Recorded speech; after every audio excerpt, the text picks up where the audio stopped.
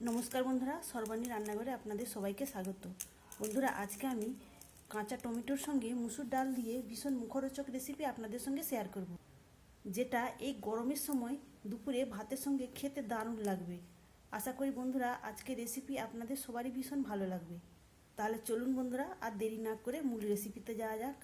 আর আজকের রেসিপি আপনাদের সবার ভীষণ ভালো লাগলে অবশ্যই একটা লাইক দেবেন। সেই সঙ্গে যদি নতুন বন্ধুরা এসে থাকেন অবশ্যই আমার চ্যানেলটিকে সাবস্ক্রাইব করে আমার পাশে থাকবেন। রেসিপিটা তৈরি করার জন্য এখানে আমি নিয়েছি কাঁচা টাটকা টমেটো, আর নিয়েছি এক বাটি মুসুর ডাল। প্রথমে এই মুসুর ডালটা পরিষ্কার করে জল দিয়ে 2 থেকে 3 বার ধুয়ে নেব।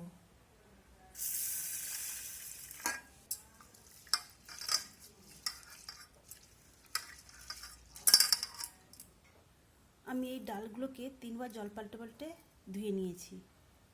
এখন দিয়ে দেবো পরিমাণ মতো জল। এই জলটা দিয়ে আমি এই ডালটাকে সেদ্ধ করে নেব।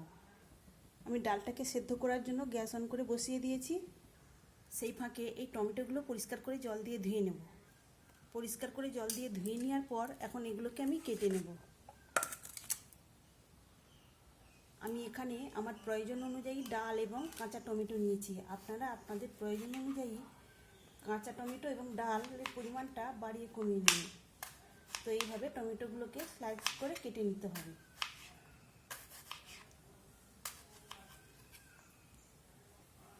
এইভাবে আমি একটা টমেটো কেটে নিয়েছি, বাকি টমেটোগুলো একই রকমভাবে কেটে নেব।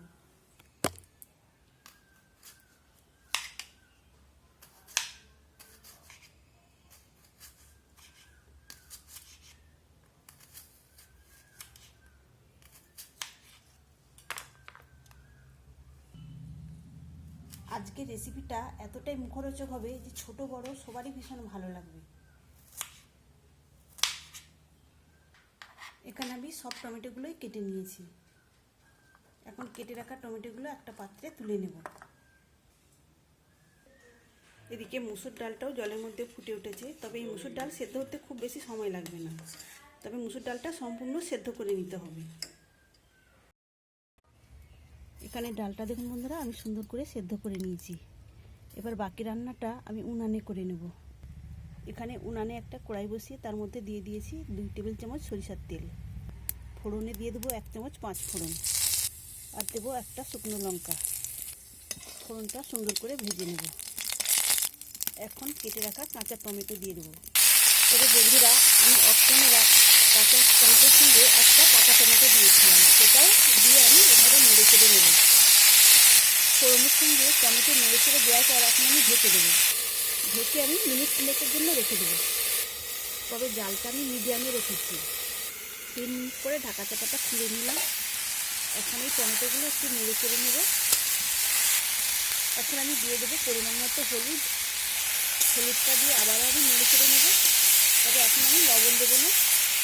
লবণটা দিলে অনেকটাই জল বেরিয়ে যাবে, তাহলে টমেটোগুলো ভালো ভাজা হবে না। তখন টমেটোর কাঁচা গন্ধ থেকে যাবে, তখন কিন্তু খেতে ভালো লাগবে না। এইভাবে নেড়ে চেড়ে আমি আবারও 2 মিনিটের জন্য ঢেকে দেবো। এইভাবে ঢাকা চাপা দিয়ে দিয়ে টমেটোটা রান্না করলে কিন্তু টমেটোটা সেদ্ধ হয়ে যাবে। 2 মিনিট পরে আবার ঢাকা চাপাটা খুলে নিলাম। এখন এটাকে আবার একটু নাড়াচাড়া করে নেব। আর এখানে দেখুন টমেটোটা অনেকটাই সেদ্ধ হয়ে গেছে। এখন এর মধ্যে সেদ্ধ করে রাখা মুসুর ডালটা দিয়ে দেবো। ডালটা দেওয়ার পর অল্প একটু জল আমি এটা ধুয়ে দিয়ে দিলাম। এখন দিলাম পরিমাণ মতো লবণ।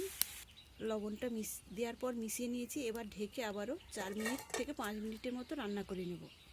মিনিট 4 পরে ঢাকা চাপাটা খুলে নিয়েছি। আর এখানে টমেটোগুলো সুন্দরভাবে সেদ্ধ হয়ে গেছে। সবশেষে অল্প একটু দিয়ে দেবো চিনি। তবে চিনিটা আপনারা দিতেও পারেন আবার নাও পারেন। তো এখানে আমার সম্পূর্ণ রান্নাটা হয়ে গেছে। তো বন্ধুরা, অবশ্যই আপনারা একবার এইভাবে কাঁচা টমেটোর সঙ্গে মুসুর ডাল দিয়ে রান্না করে দেখবেন। আর এটা এই গরমের সময় ভাতের সঙ্গে খেতে যে কী দারুণ লাগবে, আপনারা বানিয়ে না খেলে বুঝতেই পারবেন না। আর আজকের রেসিপি আপনাদের কেমন লাগলো অবশ্যই কমেন্ট করে জানাবেন। তাহলে বন্ধুরা, আজকের মতো আসি। সবাই ভালো থাকবেন, সুস্থ থাকবেন। ধন্যবাদ।